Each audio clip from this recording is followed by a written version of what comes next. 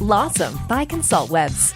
Breakthrough insights to build a thriving law firm with your host, Tanner Jones.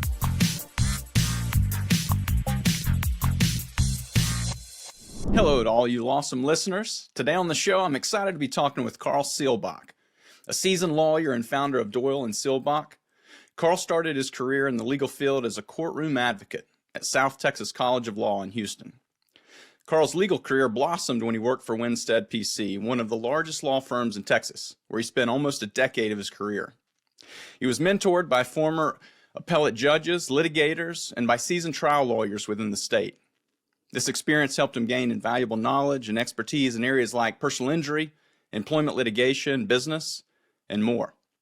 From there, Karl took a leap and he co-founded his law firm Doyle and Seelbach. He's earned a reputation as a skilled advocate and a whip-smart lawyer, as described by many colleagues. Today's topic is the evolution of AI in the legal field, transforming research, data analysis, and legal marketing. Thanks for coming to the show, Karl. Tanner, thanks for having me. I'm glad to be here. Absolutely. This topic seems to be just covering the airwaves right now because it's so impactful to any industry, but obviously legal, there's been some major transformation.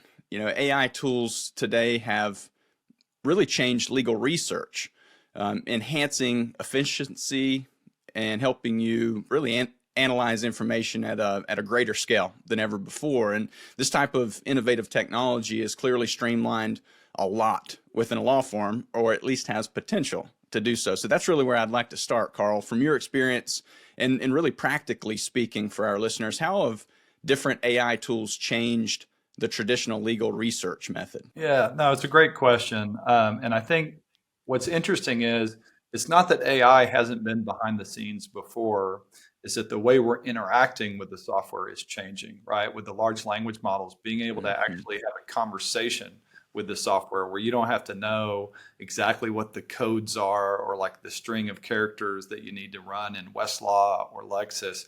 Now you can just ask it using natural language and kind of interact with it. So that's pretty cool. I mean, when I think about my legal career, so I started practicing law in 2006 with Winstead. I was just an associate. I would say a lot of the research, even though we were trained on Lexis and Westlaw, software websites, in law school, there was still kind of a lot of people went to the library, especially a lot of the partners that I worked with at the time. I've always been a techie. I just love technology. So it really wasn't my style. I was very much like, no, I don't need to go to the library and go find the book. I can, in a few keystrokes, I can pull up the case. But, with the AI powered tools, what we're seeing is kind of an evolution, right? So I remember years ago, this was just before I made partner, so probably in 2013, 2014, a conversation at the firm of, hey, do we really need this physical library space, or can we make it smaller? And one of the partners, with good intentions, said, well, if we don't have the library, where am I going to go find this and this when I need a case, when I need to get the case, or I need to get, whatever it is. And I remember someone said, well, first of all, you're the partner. You shouldn't be doing that anyway. And second of all, you should just use your computer. I mean, so eventually, like, the books became almost like decoration in the hallways. And so that's been a big shift in and of itself. And that's been really neat to watch. But now, I think we're just really tip of the iceberg. I mean, things are about to change, and I think change pretty rapidly over the next 2 to 5 years. I would agree. And yeah, that's it. It's going to only exponentially increase in terms of just the pacing of change. And I think so to some degree that's intimidating. And I think it's helpful to go ahead and start with maybe the intimidating concept, which would be the challenges. Personally, any challenges you've faced in implementing some of these AI tools related to legal research. Can you speak to that? Yeah, absolutely. I think one of the challenges, especially as a business owner myself, right? I left the world of big law in 2015 with a really good friend of mine, Trey Doyle. We opened our own firm. We've since grown that to 14 attorneys, 11 team members, many of which are paralegals. So still a small firm, but growing. We have a lot of fun and work hard for our clients. But I'd say one of the challenges is which tool to pick. And the AI, the risks associated with things like hallucinations, people not knowing how to use it correctly, those can be a bit concerning. But if we kind of take a step back and we think about like your original question and your follow-up about what tools can you use and how can you actually implement this in your practice in a way that can make your law firm more efficient and you do a better job for your clients. I think back to before ChatGPT was popular, there was already some pretty cool tools on the market. Casetext has one. They called it, I think it's still called Cara, C-A-R-A. And, this was, again, before OpenAI, was a household name. You could just drop a brief in from an opponent and it would go in and it would basically extract all the cases, all the key points. And so things like that have existed. But now it's one step further. So if you look at some of the tools, and obviously Casetext is one of the big players in legal research, Lexis AI or Lexis Plus AI, I think is what they call it, Westlaw Precision. If you've looked at any of these tools, they all have a similar interface and a similar result. And there's a reason for that, okay? It's not like I don't think this is a dirty little secret. It's not like all of these companies just magically invented large language models all in the same year. They're all leveraging, for the most part, OpenAI's API, right? So it's a very similar experience. They're most likely hitting OpenAI's API and getting a result. And so the things that you see in that interface are, draft a sample email to the client on this topic, summarize this case for me, explain to me the law on XYZ in the context of a employment harassment case or whatever it is. It does a very good job of providing, I think, the attorney or the paralegal with a first draft.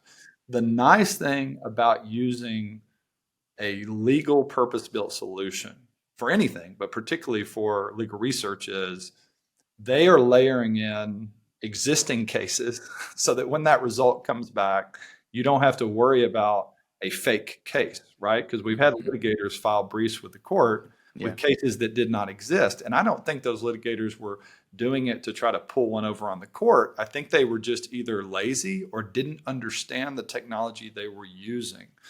So that gets the risk of that happening. I won't say it's eliminated by using one of the names that I've mentioned, but it's significantly reduced. The risk of you citing something that doesn't exist.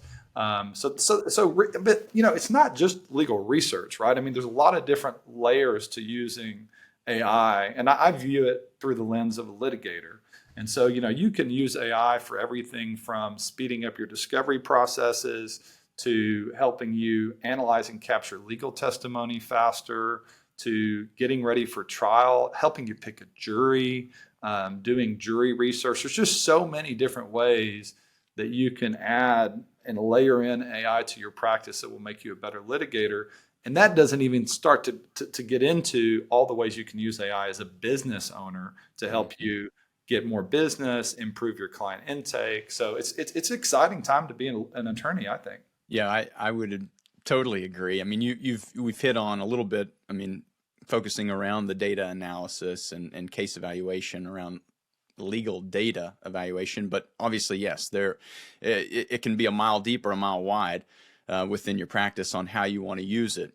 What about, specifically helping you make decisions in any part of the case, whether it's the discovery part, whether it's the legal analysis? Have you had any personal experiences of where this type of technology has clearly guided you to make a better decision in the practice of law? So let me think about the best way to answer this question.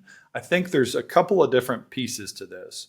One is the use of AI. Everybody, when they talk about AI today, for the most part, especially people who aren't software developers, tend to be talking about generative AI, right? Because that's what they see in the news. People have played around with Google Bard or ChatGPT, or now X has, one for interacting. So from a generative AI standpoint, in analyzing a bunch of data, I think where the opportunity comes in to help you with the case, and I have used it for this purpose, is taking a large data set. And keep in mind, I only know what I know, which is primarily personal injury defense work. We also do some real estate litigation and some commercial litigation. But it'd be taking a big stack of documents, right? Digital documents. I hope everyone's not using paper still, but and helping summarize that or spot inconsistencies, right, between testimony and evidence and things like that. And so there definitely are things that you can use for that. Even GPT, if you subscribe to a pro plan, which gives you some more settings to help configure your privacy settings, can help with that. And so I think part of it is just using the benefit of what OpenAI has built and others to help you take a large data set, analyze it faster, and spot inconsistencies or consistencies in the evidence that you're looking at to evaluate your case. The other side of this, I am really curious to see how it develops. And so you asked about like, in the context of what I do, assessing exposure or looking at potential jury verdicts and things like that. I think that opportunity is absolutely there. I'm sure there's companies that are tackling it. I just haven't found them yet. I haven't used them yet. We tend to use Lexis, a verdict search tool. I think they may have layered in a little bit of their AI offering into the verdict search. I haven't personally tinkered with it yet. That's usually something I assign to my associates. But I definitely see an opportunity for, just like I was talking about the data within the case, to take AI and apply it to all of this existing verdict information to the extent you can get your hands on it, settlement information or arbitration results, and be able to more quickly analyze and spot, hey, based on your case facts, here's where we think your risk is. So, I mean, that's definitely where things are headed. I don't think there's any question about that. Yeah, that's fascinating. And I think, you may have, or I can almost guarantee we have listeners who are hearing this and maybe they haven't even dipped a toe into this. Maybe they still have the library in the back of their office, like we were talking about. Where, based on what and I think it's clear. I mean, you're definitely on the cutting edge of the tech world as a litigator. Based on your experience here, where is a good place to start? Right? If they're just so new to this and seemingly there are a lot of different ways that they can pursue this, where have you found that they can find maybe the best impact within their practice? So I think the lowest risk place to start, if you just want to dip your toe in the water, is probably just one of, like ChatGPT, subscribe to the Pro plan or use Google Bard, and just use it for some drafting. Right? Just use it to get you your first draft. If you're going to be doing research and trying to cite cases, I would suggest using one of the case management platform, or not case management, excuse me, legal research platforms like Case Text or Lexis AI or Westlaw Precision, because then you'll have the benefit of not worrying as much about hallucinations and like fake case sites. But I think that would be one pretty easy place to start on the kind of litigator tools in my tool belt side of things. It helps a lot with drafting. There's even companies like, I think LegalMation is one of the ones that I've seen. Even Up is another company that actually specifically to legal will help you draft pleadings. They'll help you draft discovery documents. I met Even Up CEO this past summer at a conference, and they help plaintiff personal injury attorneys take the information about their case, the medical records, what their client has to say about what happened, and actually help them craft, using AI, a demand letter. And they put even recommended, like, here's what to ask for based on our data. So, I think those are some really, really neat tools that are out there. The one that I would, and again, you can only you only have so many cycles. You can only do so many things so fast.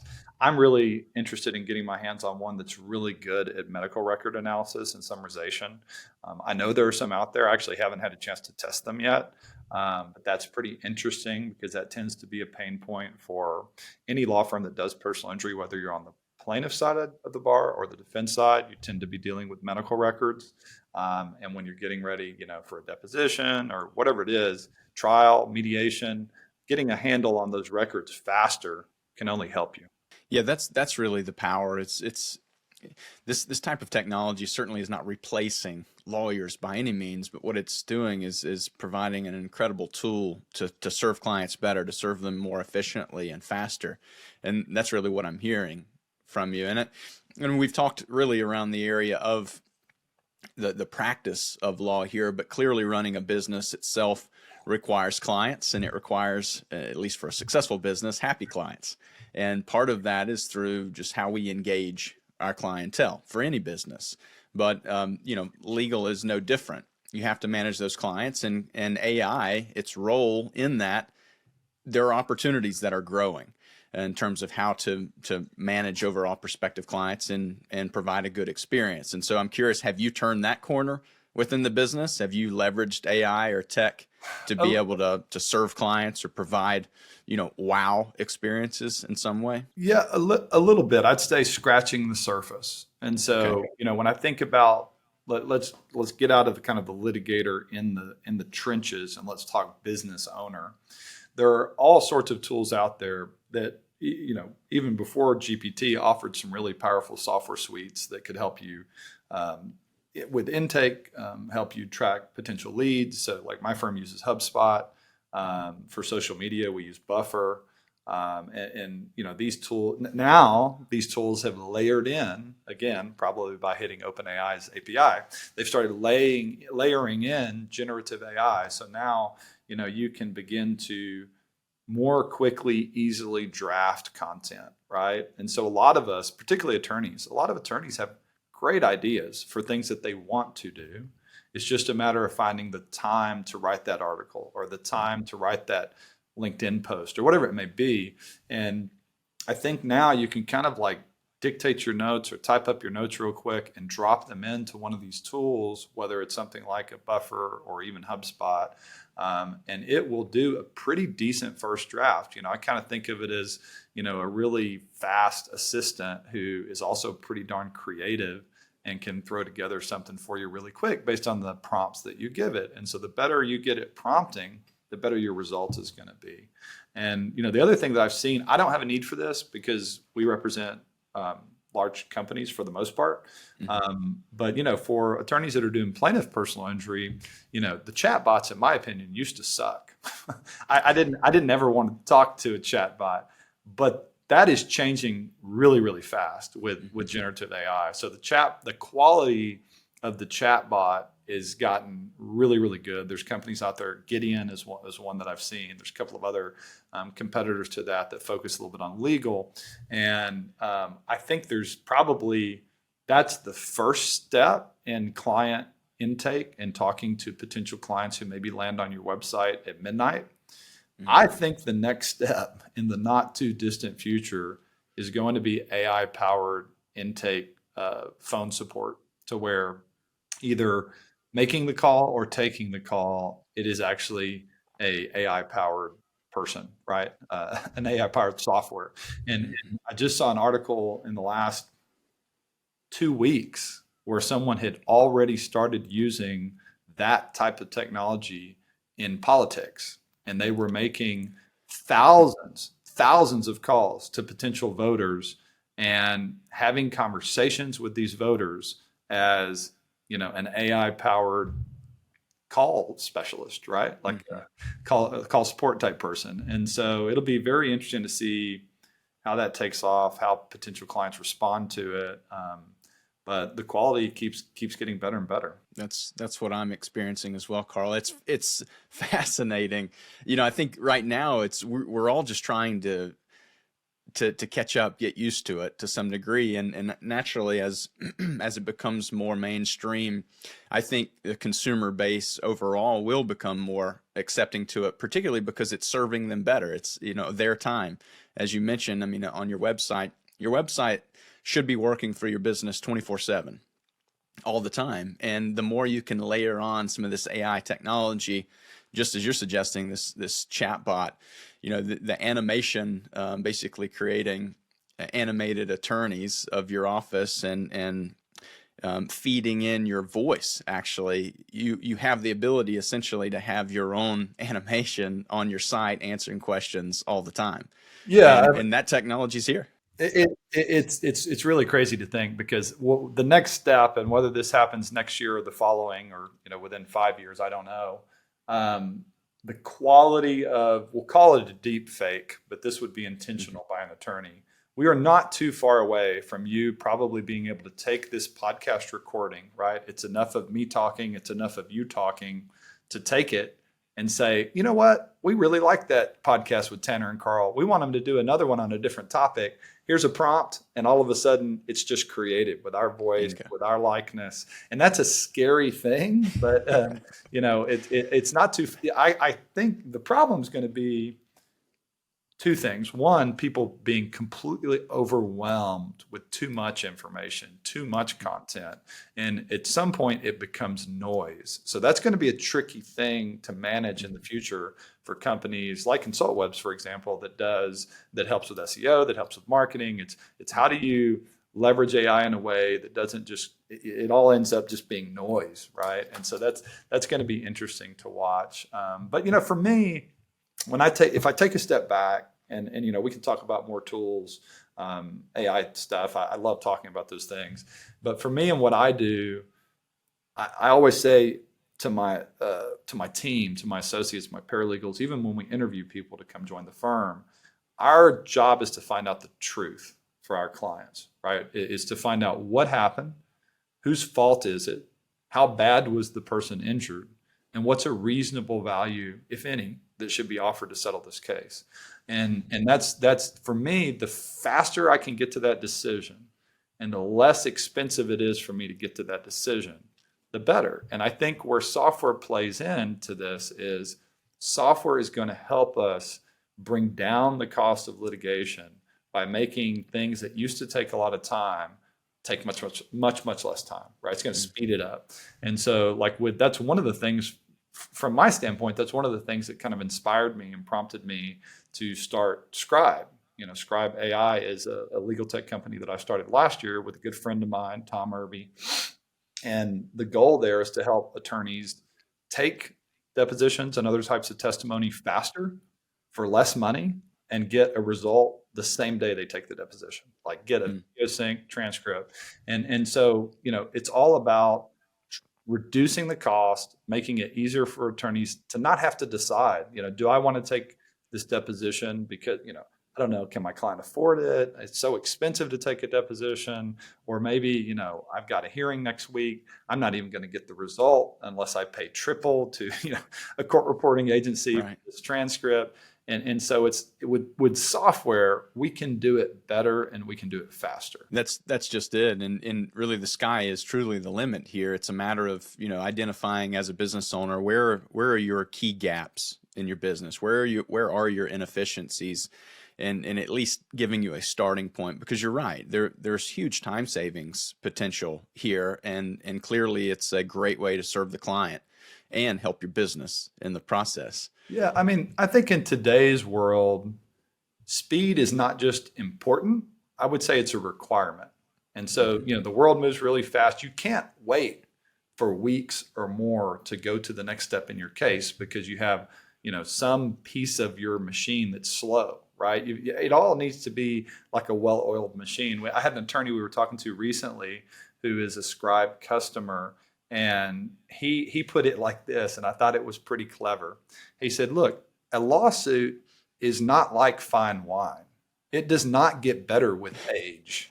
And, his point was he wants everyone on his team to, as soon as they get a case, this is a plaintiff's firm in Houston, to just dive into the case and figure out, what do we need to do? What discovery do we need to send? What depositions do we need to take? And let's go do it. Right. And don't be afraid to take depositions, just because of the cost. If we can find a lower cost way to do it and get the results really fast, one of the best ways to get to the core of a case is to just get the witnesses in the hot seat and put them under oath and see what they have to say. And so, it's been a lot of fun just seeing how AI can impact all that. There's another company that I came across lately that I thought this is a really clever use of AI. And the name of the company is Emotion Track. And what they can do for attorneys is they can take video depositions and kind of the attorneys can package them together. So you can create video clips from your depositions. You can do a little self-recorded Zoom or something, doing a little opening statement. And Emotion Track will take that package, we'll call it, and they will send it, they'll put it in front of hundreds of eyeballs, and they will actually track the sentiment, like a sentiment analysis of the people who are responding and listening to this evidence, and they're able to help you assess credibility of witnesses, but they're also able to help you assess the value of your case, which can be informative both for a plaintiff's lawyer who's trying to decide what to demand in a case, as well as a defense lawyer like me who's trying to help guide my client on what's a reasonable amount to pay to resolve this case. And so this just, again, I think we're tip of the iceberg right now. There's a lot of companies that are trying to play in the legal tech space, and it's just a really fun time to be involved in it. I'm curious, Karl, from your experience in this, like, how are you staying ahead? How are you testing this software? How are you learning about it? Have you found that there are certain conventions you attend to stay up to date, certain individuals you follow? What's been your secret? Yeah, so that's a good question. So I mean, my seat's a little unique because I like legal tech a lot, and I'm a legal tech founder. So some of the companies I mentioned, I met last year at the Legal Tech Fund. They had a big conference in Miami. I wasn't able to go this year. I had a conflict, but they actually just had their other one, which is more focused on who are the up and coming legal tech companies. And then there's VCs and other funders that are there and talking about kind of hot topics. So that's one of the ways that I've been exposed to it. But, there's other great conferences, right? Clio has a big one, ClioCon every year. That my firm uses Clio for case management software. The American Bar Association does their tech show every year. There's tons of podcasts. I mean, this is one example, but there's a ton of legal tech podcasts. I think a lot of attorneys will also just get their recommendations through word of mouth, right? We tend to get overwhelmed with emails and email marketing. So sometimes it gets my attention. Sometimes it feels like noise. I think I had one offer me to buy me Chick-fil-A if I would hop on a Zoom call with them about something, which was tempting. Yeah. It got your attention, apparently. It got my attention. I hadn't had anyone offer to buy me Chick-fil-A before in that context. That's good. Karl, I'm grateful for the time you shared on the LAWsome show. You've given us a lot of wisdom, and I know our listeners are appreciative as well. Any final or closing thoughts that you would have for those interested in this and in the world of AI and tools? Sure. A couple things. So one, anyone who's interested in the Skribe piece of this, Skribe.ai, which is a modern platform for taking depositions, but also for uploading and analyzing your audio and video files in your case. Anyone who's interested in that, shoot me an email. It's Karl, Karl, at Skribe, Skribe.ai, and you'll get a discount for being a LAWsome podcast listener. Give you complimentary use of the tool so you can kick the tires and see what it's about. So that piece I just wanted to mention briefly. Otherwise, the Scribe team would kick me if I forgot. The second part, though, is, again, putting my law firm owner hat on for just a minute. I think it's important to test before you implement some of these technologies. And I would suggest you test them yourself and maybe find, one or two or maybe, 3 or 4 fellow team members that could test them with you. Because I think the worst thing you could do as a law firm owner is just roll out GPT to your entire staff without any training, without any guidance. If you do that, I think the chances are you're going to end up in the news for, doing, some type of hallucination is going to come back to bite you. And so, not all publicity is good publicity. No. And to be frank with you, I think I mentioned earlier, I'm still in kind of the early testing phase on a lot of this. We haven't rolled out a ton of AI solutions firm-wide. We're trying to figure out which one is the best one for us and which one can we justify the cost. The one thing we didn't cover, and I'll just end with this thought, is please, some of these are very expensive tools. Some of these are very, very pricey. So you kind of have to look at cost-benefit analysis and think about it from the standpoint of, is it a pass-through expense, right? Is this something my client will pay either at the end of the case if I'm a plaintiff's attorney or, on my monthly invoice if I'm doing defense work, or is this going to be overhead? And so I think that will play a pretty big factor in just how quickly AI gets adopted in the legal space. But, I'm by no means an expert. I'm actually studying this stuff. I want to test more of these softwares. If anyone's listening that does AI software and legal tech, shoot me an email. I'd love to connect. I'd love to test your platform and give you some feedback. But it's a lot of fun, and I think that it's definitely going to change the way. I don't think it's going to replace attorneys.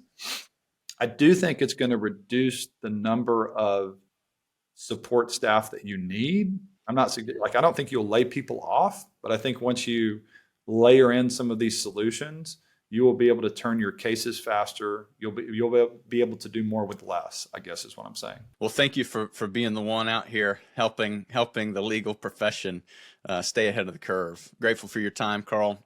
And we'll look forward to the next one. Hopefully it'll be us and not AI that is recreating something. That's right. If anybody says anything crazy, it's not me. It must be an AI bot. There's the disclaimer. Yeah. Thanks, Karl. Thanks, Tanner. Appreciate it. Yes, sir. Take care. LAWsome by Consultwebs with Tanner Jones. For show notes, links, and info, go to consultwebs.com/podcast. Be sure to subscribe and leave us a review. Watch for the next LAWsome episode to discover more breakthrough insights to build a thriving law firm.